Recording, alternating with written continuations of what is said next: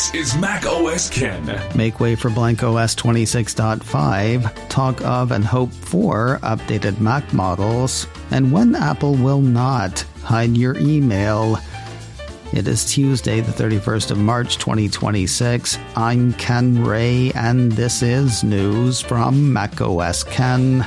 Brought to you by yours truly and sponsored by NordLayer. Secure your network, block threats to your business, and save with offer code macOSken-10-NordLayer at nordlayer.com/macOSken. This show is also supported by people like you, patrons through Patreon. Find out more and add your support at patreon.com/macOSken. No rest for developers. A piece from Mac Rumors says Apple seeded the first betas of iOS and iPadOS 26.5 to members of its developer program on Monday. They were joined by the first developer betas of version 26.5 for macOS Tahoe, watchOS, tvOS, and visionOS. The biggest news of the bunch. The release came in lockstep with the launch of Apple Intelligence in China. That was followed by bigger news. Apple made a mistake launching Apple Intelligence in China and pulled it down as soon as they could. According to a piece from Apple Insider, nearly a year and a half after being introduced in the States, Apple Intelligence very briefly and prematurely launched in the Middle Kingdom and is now gone. Over on the Heil site, Bloomberg's Mark Gurman said midday Monday, Apple Intelligence launched in China in error. It's been ready to go for months, but Apple doesn't yet have regulatory approval. There's no imminent launch, and this isn't tied to the iOS 26.5 beta. Apple has pulled it offline. There's real support for Gurman's been ready to go for months assertion. The Apple Insider piece says posts online that caught the premature debut display the Settings app menu for Apple Intelligence and Siri, showing the same layout and general labels as in English-speaking countries. So good to go, lit to pop, except for that pesky permission thing. Details, baby, details. Assuming that adding ads to Apple Maps was the biggest announcement in Apple's introduction last week of Apple Business, the biggest feature spotted in the blankOS 26.5 betas that actually stuck around, may be Apple Maps telling you where you can go. A piece from 9 to 5 Mac says Monday's iOS 26.5 beta dropped a new Suggested Places feature in the Apple Maps. Apple said last week that the Suggested Places experience in Maps will display recommendations based on what's trending nearby, the user's recent searches, and more. That more will eventually include the ads that Apple announced, though those are apparently not in the beta. Probably because ads in Apple Maps aren't going live until this summer. Folks running the beta can check the feature out in the Apple Maps search box. There seem to be new comings and goings between iOS 26.5 and third-party hardware. A piece from 9 to 5 Mac says there's evidence in code that Apple is working on support for live activities and third-party accessories for countries in the EU. Meanwhile, a piece from Apple Insider says the company seems to be working on bringing notification forwarding from iOS to third-party accessories to countries outside the EU. Too early to get too excited. First, not every feature makes it out of beta. Also, Apple's been known to make mistakes. Like, did you hear about the time they accidentally launched Apple Intelligence for one of the largest countries on Earth without permission? Apple's still beavering away at RCS end-to-end encryption for messages sent between its operating systems and Android. A piece from Mac Rumors says the end-to-end encryption toggle is back in the RCS options under Messages in Settings in Monday's iOS 26.5 developer beta. Apple had been testing that in iOS 26.4, though the company pulled the option before the OS release. Even if Apple lets it through this time, doesn't sound like everybody will get it necessarily. In the beta, MacRumor says end-to-end encryption for RCS is not available to all devices, nor on all carriers.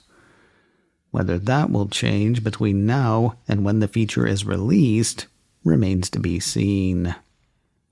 One thing we're almost definitely not getting in iOS 26.5, the smarter Siri Apple started promoting nearly 2 years ago. Quoting a piece from 9to5Mac, it's safe to say that the Gemini-powered Siri and Apple Intelligence features will not arrive in beta this month. iOS 26.5 Beta 1 was released right on schedule, however, the upgraded AI features are not included. 9to5Mac seems to be throwing its lot in with an expectation from Bloomberg's Mark Gurman. He's not looking for Apple's Gemini-powered personal assistant to hit until blankOS 27. That would put its premiere in the fall at the earliest. Skipping to the end on Monday were release candidates for macOS Sonoma 14.8.6 and macOS Sequoia 15.7.6. 9to5Mac ran a piece about those with precious little information. Not knocking them, they were just super on it, hitting with news of the release candidates before the arrival of release notes. Kind of feels like these almost have to be security releases. Then again, Apple's been issuing a number of releases recently, updating certificates to make sure that functions like iMessage and FaceTime keep functioning. If or when I hear anything more, I'll let you know. More news in a moment, but first a word from today's sponsor, NordLayer, a toggle-ready network security platform built for today's business. I do not know half the costs that go into running a small to mid-sized business. I do know, though, that protecting your business from malware, phishing attempts, and other threats has to be important, even if it's not always top of mind. What's great about NordLayer, it is top of mind for them. It protects against those threats and plenty of others, and at really reasonable rates. For just $8 per user per month, NordLayer combines VPN, access control, and threat protection in one easy-to-use platform. That same $8 includes Falcon endpoint protection from CrowdStrike. That is enterprise-grade security that, yes, is still easy to use, easy to manage, and easy on the bottom line. They've got special rates for teams with 100 seats or more, and an exclusive offer for macOS Ken listeners. Get up to 22% off NordLayer yearly plans plus 10% on top with offer code macOSken-10-NordLayer at nordlayer.com/macOSken. Try it risk-free with their 14-day money-back guarantee. NordLayer, toggle-ready network security built for your business. Get savings on top of savings with offer code macOSken-10-NordLayer at nordlayer.com/macOSken. An odd story this week out of South Korea. Cult of Mac highlights a report from ZDNet Korea saying Apple's working on an OLED iMac. I say it's odd because, as the cult points out, OLED screens typically go into Apple's premium models. iMacs are cool, but it's been a minute since they were premium, hasn't it? Samsung Display and LG Display are said to be in the OLED running. Cult of Mac says such a machine would be great for creatives with their deeper blacks, higher contrast ratios, and improved color accuracy. Again, though, iMac today tends to be for students or a sharing machine for families. While offices full of creatives could probably afford OLED iMacs, wouldn't they be more likely to go with Mac Studios and external displays? While families might dig the better colors and contrast, would they want to spend the bigger bucks that the super big OLED would likely demand? Cult of Mac says Apple might roll out two versions, the usual LCD machine and the higher-end OLED. It's also possible they'll ditch the whole idea. And finally, it is possible that ZDNet Korea is wrong. Whatever the case, you can probably forget about it for a bit. The piece says an OLED iMac isn't targeted until 2029 at the earliest. In a different hardware vein, I got an email from Brian a day or two ago. He's wondering what is going on with Mac Mini. He writes, I had some coworkers talk about creating AI projects using OpenClaw. They mentioned the various hardware they used, a Windows gaming box, Raspberry Pi, and one coworker uses a Mac Mini. So I decided to check the Apple site on buying a current Mac Mini, and there is no availability for 4 to 5 weeks for the various configurations I tried. So I'm guessing that would mean something has to be coming ASAP. Best Buy online has no stock except on used items and one $1,000 M4 model. Maybe there might be a surprise press release for the 1st of April and the 50th anniversary. So says Brian. Apologies, Brian. I know you wrote to me about this a week or two ago as well. I've been keeping my eye out since, but I haven't seen anything about a new Mac Mini in the wings. Could it happen tomorrow? Sure. Heck, could happen today. It's also possible that with Ragnarok in full swing and with the rest of the new machines announced recently, Apple is simply prioritizing other devices. Late last year, there were serious waits for HomePod Mini that had lots of people convinced that a new one was coming any minute. Didn't happen. Maybe there was some bottleneck that's slowly getting cleared. You said your check showed a wait of 4 to 5 weeks. When I checked Apple's site last night, showed me a wait of 3 to 4 weeks. Of course, I don't know what configuration you were going for. Anyway, haven't heard anything about a Mac Mini rumor. If I do, I'll let you know. And thank you for writing in both times, Brian. You rock. And finally today, news worth knowing and keeping in mind if not worrying about at this point. Apple will hide your email address from apps and websites, says a headline from TechCrunch, but not cops.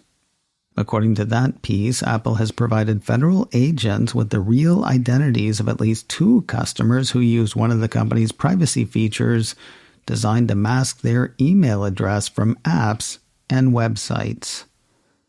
The Hide My Email feature lets iCloud Plus users create burner email addresses. Those burners forward to the user's actual email address. Great for signing up for loyalty programs without sharing personal information, which could be sold to other parties. It makes sense, though, that while Funtime Fitness and Spa wouldn't know who you are, Apple would. They won't tell Funtime Fitness, but Apple can draw a line between you and the gym. Otherwise, how would they know where to send the emails from the burner account? They will not draw that line for anyone else, though. Usually. Thing is, if they have to, they can. Something somebody learned the hard way. According to court records seen by TechCrunch, the FBI requested records from Apple earlier this month as part of an investigation into an email allegedly threatening the girlfriend of FBI Director Kash Patel. I don't know this individual, but I can't think of anything dumber than threatening the girlfriend of the FBI Director, especially an FBI Director not known for understanding and compassion. I mean, the person is innocent until proven guilty, but yikes. Apple provided the account holder's full name and email address, as well as records for 134 anonymized email accounts created using Hide My Email, according to the report. Worth noting, yes, Apple can hide your email. They also can and will unhide it when compelled to do so. Before we part ways today, there is another show I would like for you to check out. Chuck Joyner's Mac Voices, Mike Potter's for Mac Guys Only, and macOS Ken all turned 20 over the past few months. Chuck was kind enough to have Mike and me join him on Mac Voices to talk about how our show started, how podcasting has changed, and advice we would give ourselves if we had it to do over again. Look for Mac Voices number 26107, 3 shows, 20 years each. You can find that at macvoices.com, on Apple Podcasts, or wherever you get yours. macOS Ken, brought to you by me, and sponsored by NordLayer, toggle-ready network security built for your business. Get savings on top of savings with offer code macOSKen-10-NordLayer at nordlayer.com/macOSKen. This show is also supported by people like you, patrons through Patreon. Find out more and add your support at patreon.com/macOSKen. Advertising handled by Backbeat Media, online at backbeatmedia.com. You can find me on Mastodon, macOS Ken at mastodon.social. You can also send me an email, info@macosken.com. Until next time, that is news from macOS Ken. I'm Ken Ray.